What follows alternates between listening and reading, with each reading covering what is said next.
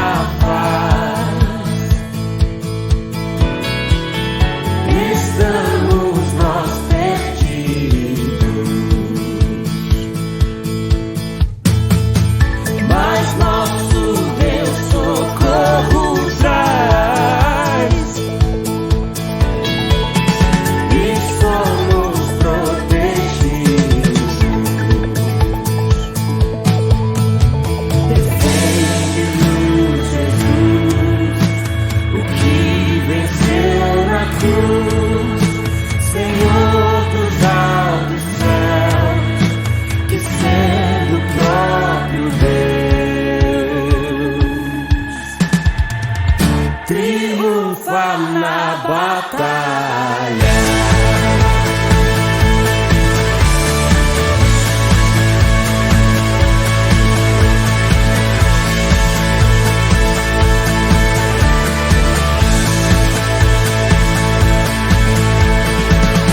Sim, que a palavra ficará.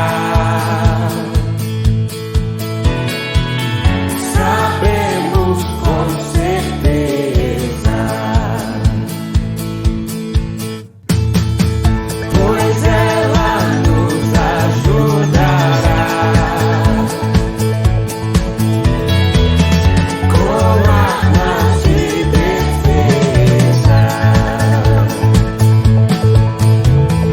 Temos de perder, família vez poder, embora a vida vá, por nós Jesus está e nos dará ser rei.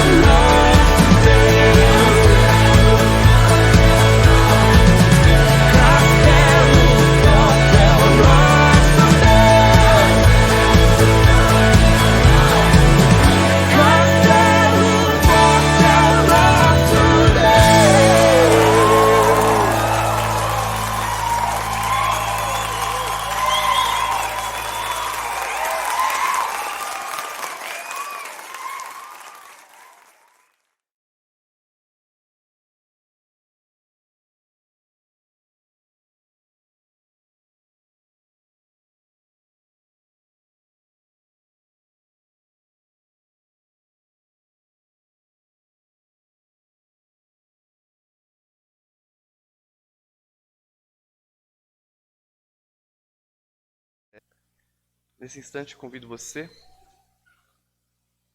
a abrir a Bíblia na primeira carta de Pedro.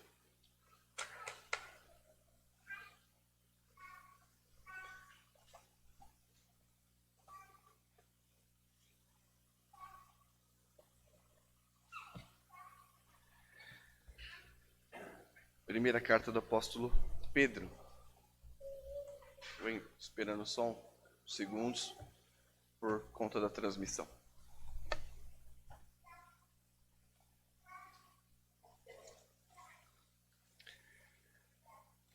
Nos reunimos hoje. Abra sua Bíblia, por favor. Primeira carta de Pedro, capítulo 4. Nós leremos o verso 7. Esta seção da carta, do 7 ao 11, mas eu preferi, por motivos pastorais, passar por cada um destes princípios para a vida da igreja nas suas relações. Então, nós começamos aqui no versículo 7. Primeira carta de Pedro, capítulo 4, verso 7. Ora, o fim de todas as coisas está próximo. Sede, portanto, criteriosos e sóbrios, a bem das vossas orações. Vamos orar.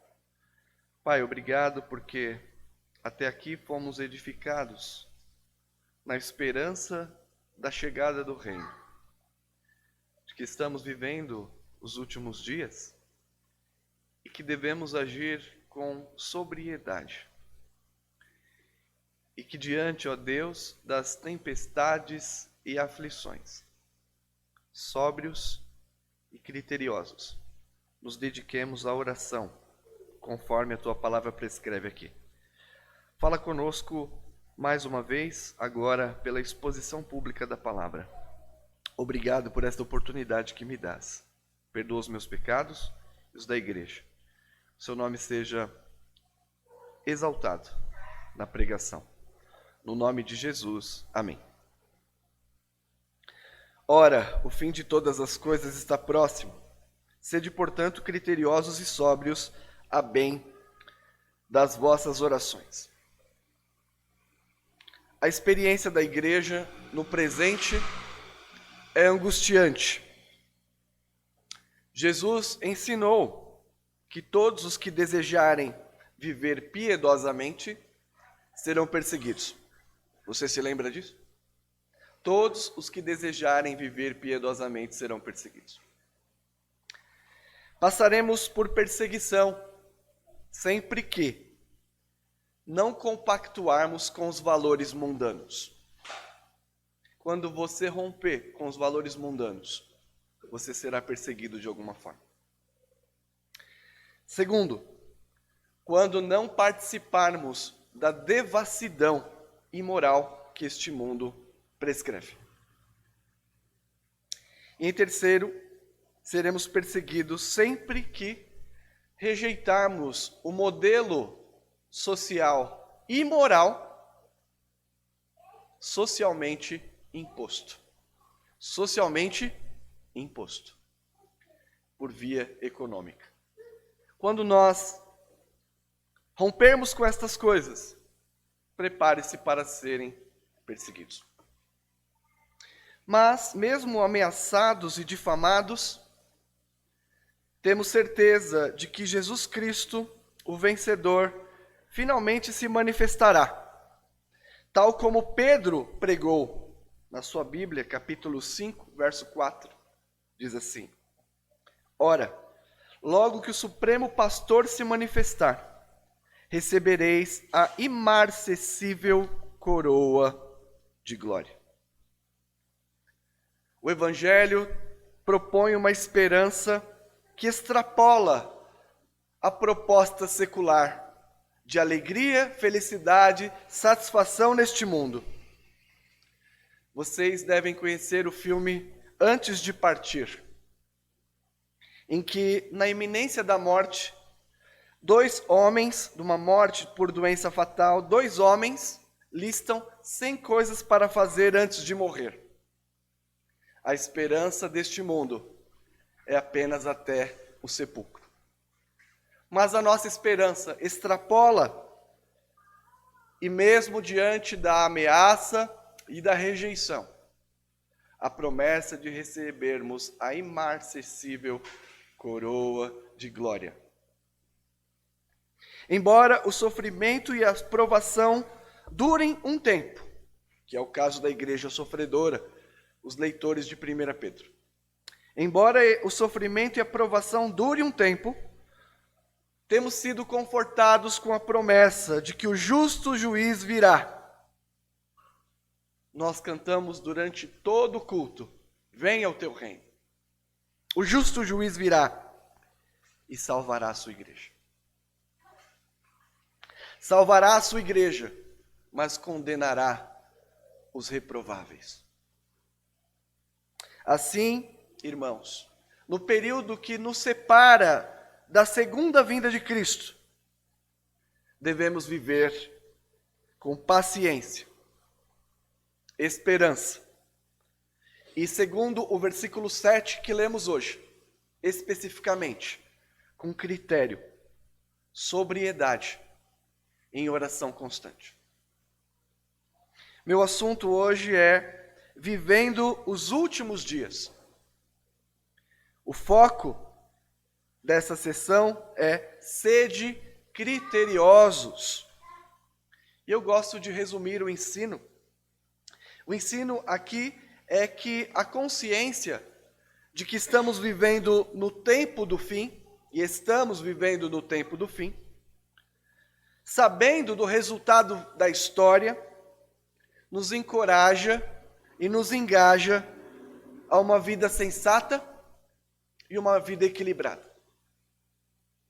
E o propósito da mensagem de hoje é exortar você, porque o trecho é de exortação. Exortar você, irmão e irmã, a não perder de vista a esperança desta glória.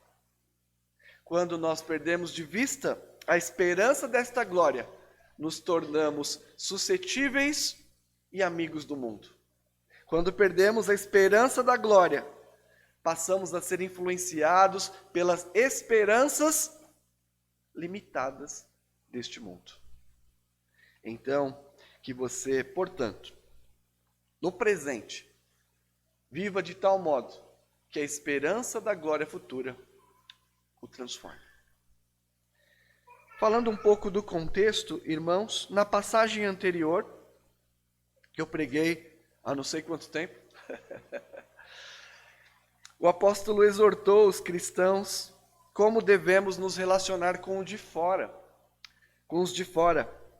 E percebemos que esse relacionamento com o patrão, com o governo, com a cultura é hostil. Geralmente, eles nos detestam.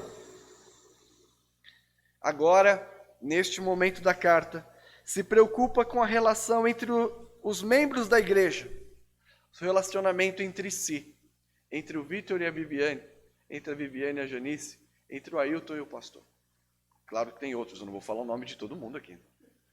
Mas o nosso relacionamento dentro da igreja, ele se preocupa com essa relação, porque há algumas demandas enfrentadas. Dias de escassez e dias de dificuldade. Lembramos, irmãos, ainda no contexto, que os cristãos da carta, neste momento, viviam sob tensão. Tensão capaz de levar a divisões internas. Pressão muito grande de fora, a igreja poderia esgarçar os seus laços. Há uma ameaça externa, há uma ameaça interna. E o apóstolo Pedro, então, sabendo disso, pelo Espírito Santo, sabe que são nesses momentos de crise que precisamos de sobriedade.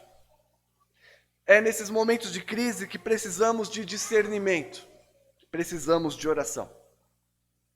E na sequência, de amor e serviço mútuo. Sobriedade, discernimento e oração são imprescindíveis na presente era, diante de ameaças internas e ameaças externas. Assim, irmãos e irmãs, o meu primeiro ponto está aqui, no versículo 7. O fim de todas as coisas está próximo. O fim de todas as coisas está próximo. o fim de todas as coisas está próximo. Posso ouvir um amém? Os escritores do Novo Testamento entendiam que a encarnação de Jesus havia inaugurado os últimos dias. Lemos durante a liturgia Jesus dizendo: o tempo está cumprido e o reino de Deus está próximo. Arrependei-vos e crede no Evangelho. Lemos em Tiago: sede vós também pacientes, fortalecei os vossos corações, porque já a vinda do Senhor está próxima. Veja que são contemporâneos, ou aliás, vivem ali antes do término do primeiro século. E João escreveu o seguinte, na sua primeira carta: filhinhos, já é a última hora. Agora muito se tem feito anticristo, por onde conhecemos que é já a última hora. Os escritores do Novo Testamento tinham esta perspectiva da iminência, da inauguração do fim dos tempos. O primeiro século já vivia e nós, portanto, muito mais. Na carta, o apóstolo Pedro ensina que na presente época vivemos em uma tensão escatológica. Vivemos a experiência do reino de Deus, mas este reino de Deus ainda virá. Numa tensão social e religiosa, em que somos perseguidos externamente e há tensões dentro da igreja. Mas, finalmente, a igreja receberá a salvação. Salvação esta que está reservada e preparada para você, que é guardado pelo poder de Deus mediante a fé. Salvação que será plenamente concretizada no último tempo. O que é o fim de todas as coisas? Se refere ao ponto final da história antiga e o começo da eternidade. A tradução literal desta frase abro aspas, o fim de todas as coisas chegou. Foi isso que Pedro disse. O fim de todas as coisas chegou. E ele disse isso por volta de entre 60 e 68. Essa tradução literal enfatiza a iminência da segunda vinda de Cristo. Indica que o fim chegou, indica que o fim está se desenvolvendo até a conclusão e que já estamos na última etapa da história. Então a preocupação das pessoas, será que é o fim do mundo? A pandemia trouxe isso? Você poderia dizer sim, é o fim. Mas não o fim. Estamos no fim, tranquilamente. Então você não é alguém que tem que andar desorientado com relação aos desdobramentos da história. Assim, irmãos, o foco de Pedro não é a quantidade exata de tempo, que alguns podem especular. Pedro errou, porque ele disse o fim chegou e não chegou coisa nenhuma. Não é essa a ideia de Pedro. O foco não é a quantidade exata de tempo, mas responder à igreja o significado da etapa da história que estamos vivendo. Estamos no último tempo. Ainda que o nosso ponto de vista, o socorro, e aqui para eles, evidentemente, parecia demorado, já estamos nos últimos dias. Já estamos nos últimos capítulos da história desta era. E então nós temos duas aplicações aqui importantes para esta doutrina. Primeiro, que a vitalidade e a disposição da igreja para agir conforme a palavra é moldada pela convicção de que já vivemos nos últimos dias e vivemos com a convicção de que e esperança de que a nossa salvação será completada. Irmãos, se esta convicção escatológica, uma perspectiva histórica bíblica, se ela não moldar a sua vida, você tende ao esmorecimento. Você perde a esperança do que virá e passa a viver somente as situações presentes. Se você perder de vista o que nós temos reservado, você passa a se comprometer com o mundo. O reino de Deus, depois. E as coisas do mundo, primeiro. Se as coisas do mundo ocupam seu coração em primeiro lugar, realmente você perdeu de vista a esperança que está reservada no céu para vós outros.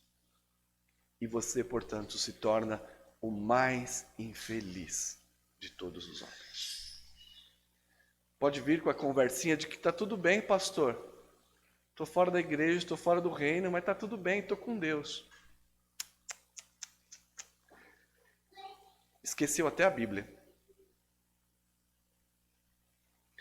A nossa vitalidade e disposição está conectada à nossa esperança futura. Segundo a aplicação, de que temos essa consciência de que o fim está próximo, nos estimula tanto a paciência quanto a esperança. Paciência para suportar e esperança para caminhar. Estamos na reta final de uma corrida com muitos obstáculos. A carta aos Hebreus registra isso no capítulo 12, do qual Jesus participou e venceu por nós. A esperança do Evangelho é inigualável. Não se reduz às alegrias carnais deste mundo. Não pode ser assaltada por situações de angústia. Não pode ser ameaçada. A coroa de glória prometida, quando o Supremo Pastor se manifestar, será dada àqueles que perseveraram. E é uma coroa diferente da coroa de louros que era dada como prêmio aos atletas olímpicos da Grécia. Uma coroa de louro que eles colocavam ali na estante e depois de uns dias murchava. Nossa coroa não murcha. A nossa coroa é durável. A minha coroa é durável e a sua. Em que você tem posto a sua esperança? No Supremo Concílio foi criado o Seminário Presbiteriano no Rio de Janeiro. A construção, que foi um dos primeiros, mas a construção foi feita. E o relato da comissão da JET é que na hora da inauguração, eles deram o nome do teatro, um teatro bonito. E quem estava ali inaugurando e puxando aquela cordinha era o reverendo Roberto Brasileiro. E ele tirou aquela cordinha, e qual era o nome que deram ao teatro? Reverendo Roberto Brasileiro. Diz que nunca viu Reverendo Roberto em 20 anos pego de surpresa, porque ele não esperava mesmo. E naquele dia, nós não seremos surpreendidos, porque a coroa de glória está preparada de antemão e reservada para aqueles que o amam. Em que você tem posto a sua esperança?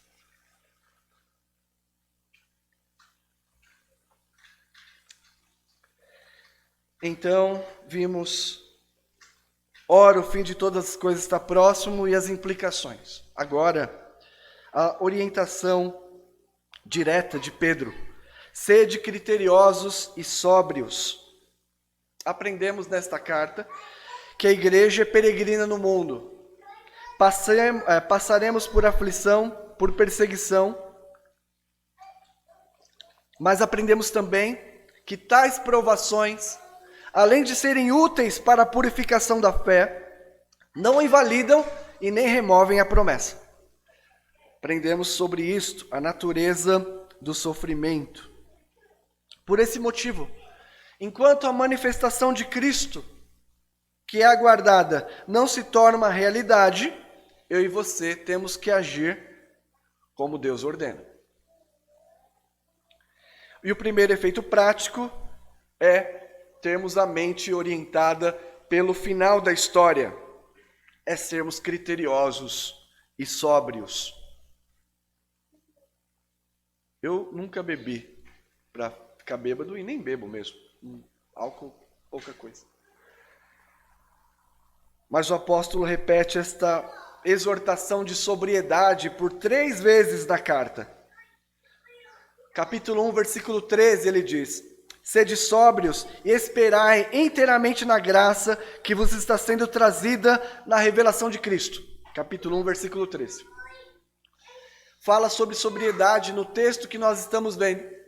E também fala sobre sobriedade no capítulo 5, versículo 8. Sede sóbrios e vigilantes.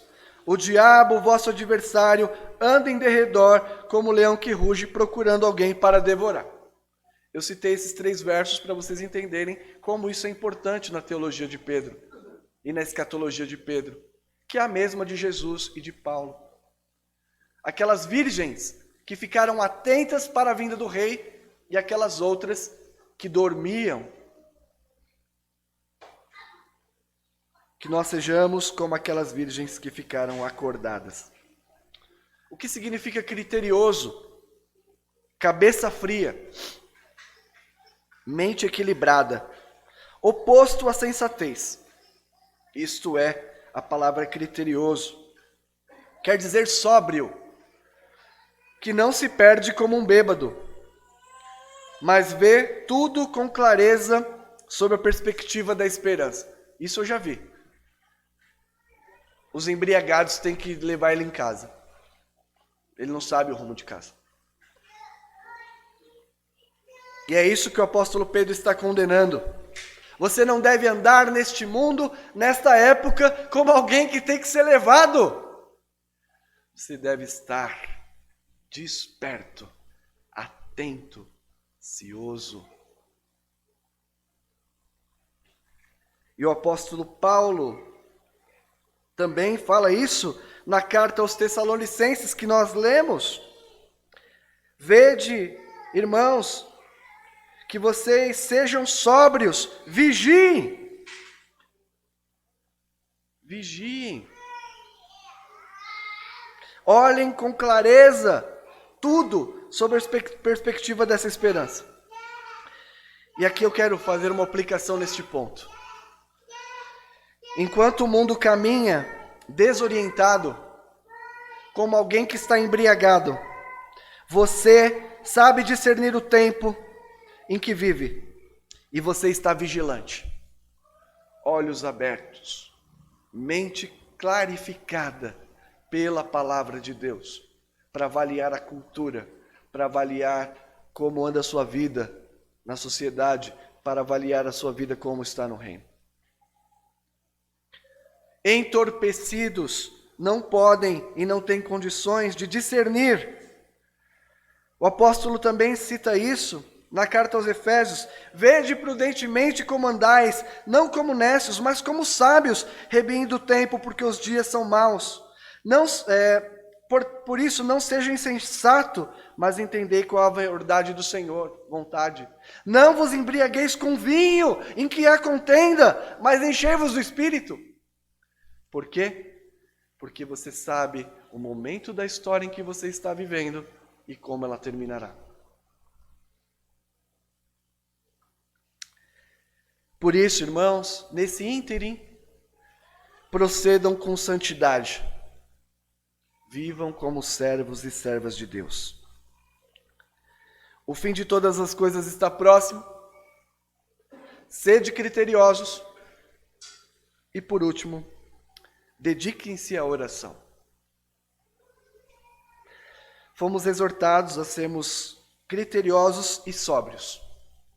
Termos a mente equilibrada, lúcida, porque estamos vivendo no último capítulo da história.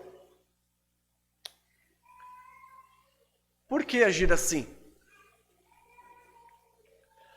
No contexto, o propósito de sermos criteriosos e sóbrios é para não negligenciar a prática da oração. para que as perturbações, quer sejam externas ou internas, não remova de você a prática da oração. A tradução literal, a bem das vossas orações, seria em direção à oração. Ou seja, seja sóbrio, seja criterioso e vá orar. É para isso que nós precisamos ser criteriosos e sóbrios. Para equilibradamente reservar horas de oração. O apóstolo nos exorta a orar com empenho. A oração é o meio de graça que comunica a bênção da comunhão com o Pai. Então já trago algumas aplicações sobre isso.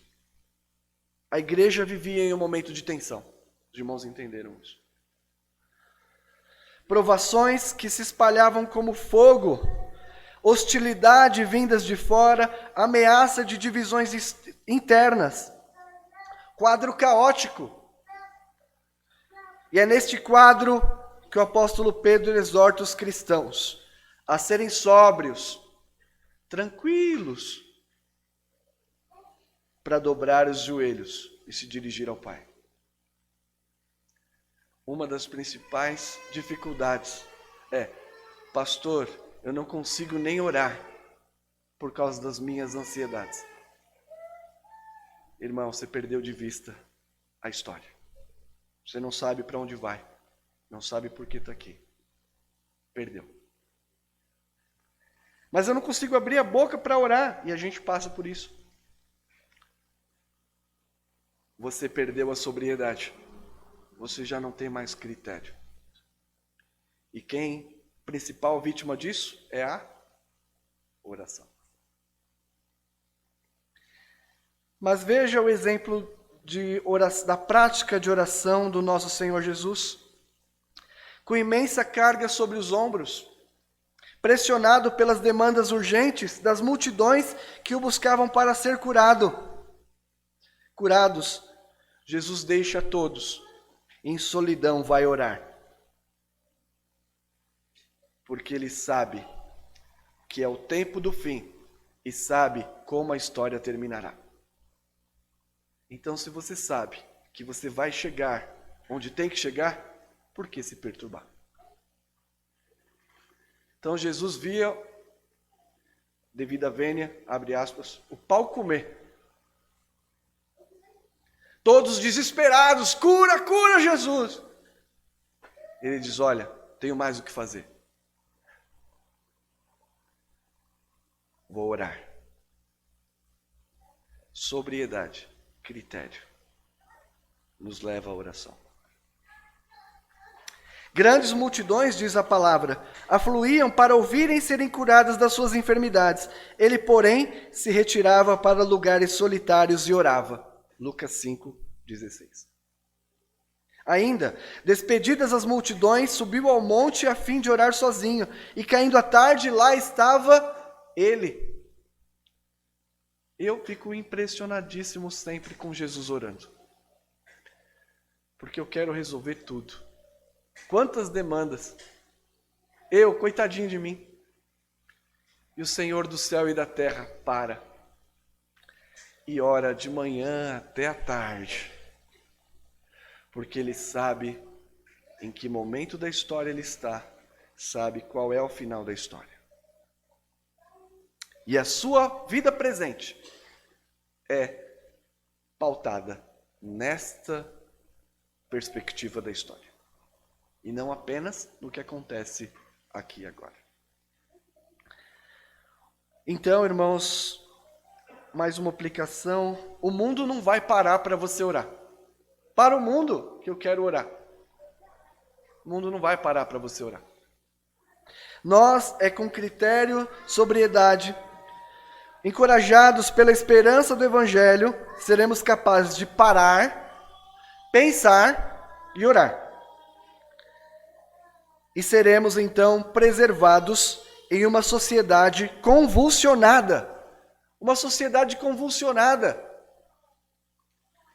O pastor tem esse privilégio. Quer dizer, todos os cristãos têm. Mas o pastor de maneira singular. De a família estar perturbada. O pastor liga e fala, bom dia. Tudo bem? O pastor sabe que não está tudo bem. Você descansou, dormiu à noite?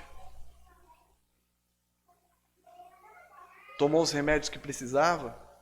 Ah, tá. Então, como vai você? Seu filho está internado, né, irmã? A irmã está falando aqui que ela foi uma dessas essa semana. Nós somos empurrados para o turbilhão das necessidades desse mundo e perdemos de vista quem somos, onde estamos, para onde vamos. O mundo não vai parar para você orar.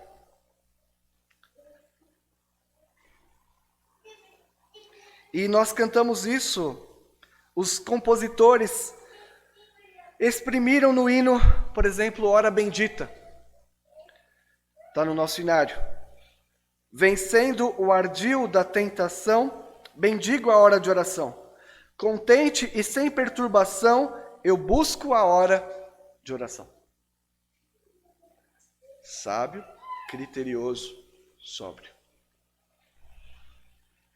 E no hino, vigilância e oração diz, ao meio-dia, quando os sons da terra abafam mais de Deus a voz de amor, aquele momento que você vai comer, né, na hora do almoço, rapidinho, às vezes para comer, para estudar, você nem lembra de dar graças a Deus.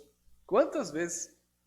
Eu comi primeiro, depois que eu terminei de comer, eu falei, eu tinha que fazer alguma coisa. Não dei graças a Deus. Porque os sons da terra abafaram de Deus a voz de amor. E diz o hino, recorre à oração, evita a guerra e goza a paz com o Senhor. E por último, a esperança da concretização da nossa salvação serve como bússola. O fim de todas as coisas está próximo. Imagina que você está atrasado, pensa estar atrasado e coloca no Waze o destino que você tem que chegar. Você está cortando o carro, furando o farol vermelho, xingando, e aí o Waze diz assim, você vai chegar 15 minutos antes. A hora que você sabe, e você vai chegar no lugar certo, no tempo certo, o seu trajeto muda. Como está a sua perspectiva desta esperança? Você tem agido sobriamente? A oração é o termômetro. Se você não ora, você foi engolido. Você está sendo engolida. Se a igreja não ora, ela está sendo engolida por esta convulsão. Já perdeu a sobriedade, já perdeu o critério. Irmãos, nós não estamos desorientados. A exortação de hoje é para que você seja lúcido, sensato. Não apenas para passar pelas provações, mas para orar com tranquilidade e confiança, mesmo quando o barco está no meio do temporal. E alguns de vocês têm sido assim, conversando no dia a dia. Eu é que sou edificado porque a tribulação está tão grande e o irmão e a irmã diz, pastor, aquele sorriso largo. Ontem aconteceu isso. Está aqui a irmã Maria de Lourdes. Está numa casa ali pela prefeitura com muitas pessoas, uma casa comunitária, o marido com dificuldade, a irmã, aquela risada que ela tem. Fala, irmã Maria, ela não sabe disso. Mas conforta o coração de alguém que sabe onde está, sabe para onde vai, qual é o seu destino.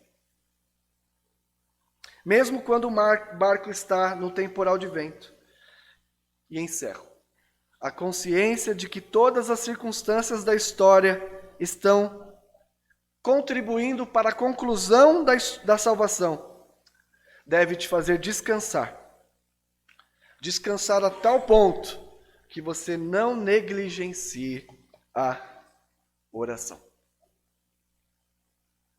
Vivendo nos últimos dias, sede criteriosos No próximo domingo, nós falaremos sobre vivendo nos últimos dias, ame ardentemente.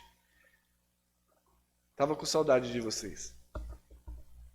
O Senhor fortaleça e enriqueça em toda a boa dádiva. Amém. Vamos cantar, irmãos, o hino.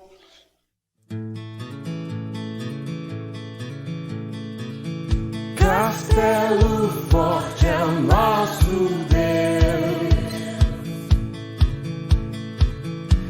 escudo e boa espada, com seu poder defende os seus, a sua igreja amada, com força e com furor, nos prova o tentador, com artimanhas traz e astúcias infernais, iguais não há na terra.